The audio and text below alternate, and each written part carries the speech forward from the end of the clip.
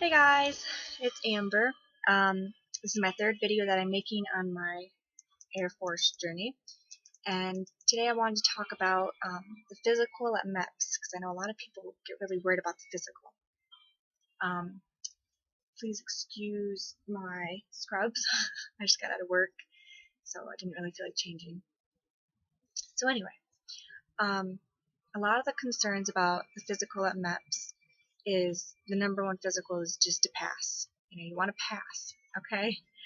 Um, and to pass, you need to have all your paperwork and any kind of explanation on anything that might pop up as a red flag in your medical history.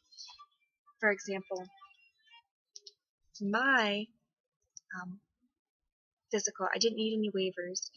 I didn't need anything that was really a huge deal that needed any kind of special, looking at or anything because I'm fine. Physically, right now, I'm good. I'm fine. I do have a partial denture right here. Um, I can take that out if I want. Right now I could pop it out, but I won't do that. When I was little, I had plastic surgery. I fell down and smashed my forehead open. I had to get plastic surgery for that and like 14 stitches. I had to get oral surgery for obvious reasons. So I've had a lot of surgeries and just like weird things, but nothing that has affected me today. I've never had a concussion. Like nothing's ever really affected me. Like, oh my gosh.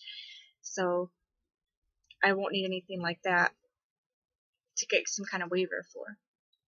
Um, but I told my recruiter those things, and he said, okay, well, we need to get a waiver for them because they will pop up in your medical history when the people go look at it. And you just want to be honest in everything, and even if they decide not to look into it, because sometimes they're choosy about who they look into. I've noticed, and but just to be safe, like if you say you don't have allergies to something when really you do because you're afraid that that's going to prevent you from getting in and passing your physical, and you do get in, and then somewhere down the line they feed you something that they didn't know you were allergic to, and you have this huge problem, and you start like breaking out and like having hives or have trouble breathing, and they find out down the road that you knew that you were allergic to that, you never told them, you can be in big trouble for that. So don't lie, just be upfront, and you should be good. When you go, you want to make sure that you have all your paperwork. Like I said, by paperwork, I mean like um, doctor's notes. Like, for example, I had to go to my doctor and I had to have him write out a note saying Amber is okay from her plastic surgery when she was 6 years old. She never had a concussion. There's never any brain um, problems. She's good. So that was enough for the doctor up at MEPS to be like, okay, you're good. Okay, so anyway, um, and also like tattoos and stuff, the doctor's going to be seeing them, so you want to make sure that you you have everything on display, and that you're not just don't be sneaky, just be upfront. This is who I am, and you should be okay. So you're going to go there, and you want to make sure that you eat a good healthy breakfast before, because it's a long day, and the physical is the first part that you do. So you go there, and the first thing that they do is they check your vision. If you have glasses, bring them. Um, yeah, so you go, they check your vision, then they check your hearing, and you pass. And if you don't pass, it's over. You're done. You have to leave. You don't have to leave MEPS, but you're done with MEPS for that day until you can get your vision corrected, or until they find a way to, like, for example, if you're deaf, you're probably not going to be able to continue on with your physical. That's a dumb example, but you know what I'm saying. So anyway, after that, your hearing test and your vision test, you go and you sit down and you go on to the next step. And obviously now guys and girls are separated. But before you get separated, they all put you inside like this little classroom, and there's this man up there talking to you about what's going to happen, and what you're expected for, what is expected of you, and all this stuff. And he gives you a breathalyzer right there, right in front of everyone. He goes around with a little gun, he breathalyzes everyone. I mean, if you go there drunk, you're crazy. I mean, you shouldn't be going trying to get the military anyways. So, you pass that, and then they take the men and the women and they separate them. Women go one way, men go the other. And the first thing you do then is you do the drug test. You do the P test. And they do the drug test, they take your blood, and you also have to do the urine test. They do both. So you go there, and they do the little blood, the band thing. They put the band on your arm, and a lady is there, and she takes your blood, and she puts it in a little vial. And what they're testing for is, like, if you're pregnant or AIDS, or they might be checking for drugs. I'm not positive about that, but they're just making sure everything's all right with you. And then after that, you get shut down, and next is the P test. And you go in there, and the stalls are wide open. There's no doors. There's this lady standing there, all happy, watching you piss in your cup. So just don't be shy. Just get it over with. Pee. And so yeah, you take your pee, and you really want to make sure that you pee a lot, like you pee enough. And don't drink too much water to dilute your urine down, because they won't accept it. And if it's really, really watered down, they won't accept it. So you want to make sure that, if you're worried about not passing your drug test, which I was, for example, not because I do drugs, or not because I was doing anything crazy, but because I was around it. The previous weekend I had gone out, and I was around secondhand marijuana smoke. It was all over me, and I was freaking out, thinking, oh my gosh, I'm going to fail my drug test because of secondhand marijuana smoke. I didn't even know if that was possible. I had no idea, but I was really nervous about it. So after that, they go and you hand it up to this lady at this window in the bathroom, and she writes your name on it, and she tests it right there, I think, to make sure if it's really urine or not. But she doesn't test it for all the drugs and everything right there. And then after that, you can wash your hands. It's really gross. Like, the process is nasty. Like, you have pee in your hand and everything, and the lady just pretty much saw you, take a piss, and I don't know. It's just strange, but I've taken drug tests before, so it wasn't anything out of the ordinary for me. Some girls are like, oh my gosh, I have to pee in front of her, and it's funny. But anyway, after your drug test, you go inside this room, and it's a big room. And fortunately, it was warm because we were all about to strip. And this lady comes in there, and she's like, okay, strip. So we all stripped down to our bra and underwear, and there was like 6 other girls that was with me, and I didn't think it was awkward at all. I mean, I guess it just depends on the kind of person that you are, but I was comfortable. I didn't really care. So you stripped, and I had like this good buddy that was with me. Like, we became good friends. And then after you do that, you all stand up, and she takes your height, and then she takes your weight.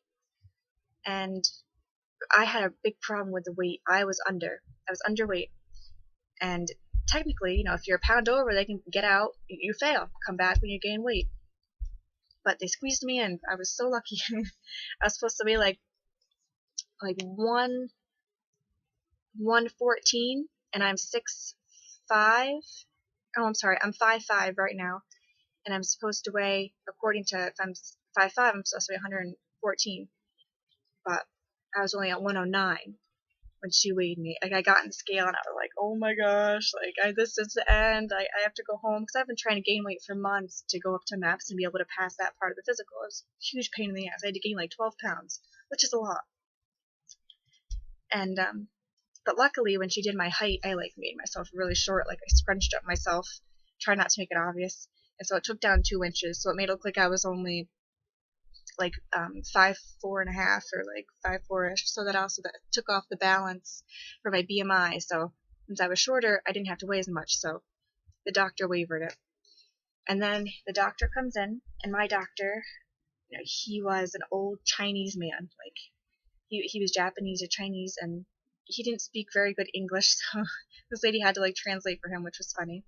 And all the girls, they line up on this line, and he makes you do all these exercises, while you're in your bra and underwear, with all these girls, and you're doing the crab walk, and you're doing backwards walk, and you're doing high knees, and just all these funny things. And he's really watching and critiquing everybody. It's making sure that they can do all these things, or walk on the balls of your feet across the room and back, or run as fast as you can and back. And the room's only a couple, not even the size of a gym. It's just like a regular room. And he's critiquing these girls, like if they didn't like do it the right way, he made them do it again, and he like watched them really hard. Because I guess if you can't do certain simple tasks like like high knees properly, then obviously you won't be able to do something like that in battle. Not like you'd be doing high knees in battle, but you know what I'm saying, just to make sure that you're physically capable of doing such kind of exercises. And after that, you get into these blue gowns, and it's like the kind you can just like rip off. And you get on the blue gowns, and then you have to get naked. You take your bra and underwear off. And so, all the girls like were all just like sitting there like, okay, we got these blue gowns on and we're naked underneath them. And then they call us in one by one into the doctor's office, which is a side room off of this room. It's just this little office with just a regular doctor's office that has like the table on the top. And just regular doctor's office. And all the girls went in, and I was second to last to go. And you go in there, and he is doing and talking so fast, like he's so fast. And since it was a male, I had a female in there with me, a female lady who, just monitoring and just making sure, everything's done appropriately and properly. And you have to take off your gown, so like you're naked with this doctor and this lady, and the room's freezing, unfortunately. And he's asking you all these questions, like he asked me like, what medication are you on, like what kind of birth control are you on, tell me about this incident, that you had to get oral surgery or plastic surgery. And if you don't have the right paperwork with them, you're done. Like, you got physicals over, you failed, you gotta go home. You get the proper paperwork and come back later. A lot of people fail that physical at this time because they don't have proper paperwork to back it up. For example, this girl, she fainted, and she was in high school. She just fainted, and she made the mistake of telling the doctor that like she had a seizure, but really she just fainted. And she had to she failed her physical because she didn't have the proper paperwork saying that she had a seizure. Even like the littlest things that you like slip out of your mouth, you don't even think about it, but you fail. That's why your recruiters a lot of times they tell you just don't mention it. Do not mention it. So then after that, the doctor he checks your breast to make sure like there's no lumps or anything weird, and he checks your spine, and you have to like go in like the fetal position, and he checks your back, and then you have to like go in like the labor as if you're like giving birth, and he like looks inside, like he like checks out like your vagina to like make sure, I don't know, I think it's just to make sure you're female. I'm not really sure how you could mistake that, but you never know. And then after that, he just kind of says he just said a couple things that I didn't really understand. The lady's like, okay, congratulations, like you passed, this physical's good for 2 years. And then that's it. I got my paperwork signed, and that was the physical. After the physical, then you move on to the next step at MEPS. But that's just how the physical part went down. It's not exactly traumatizing. It's not anything crazy. You just want to make sure that you're prepared and that you have the proper paperwork, because you're going to waste your time, your recruiter's time, the doctor's time, everyone's time if you're just not prepared and you don't have the proper paperwork to back up your medical history. So good luck. If you have any questions, just comment below. If you have any comments, comment below. I love your feedback. I'm brand new to this whole video thing, so any suggestions or feedback is really appreciated. So good luck. I'll be back later. Okay, alright, peace.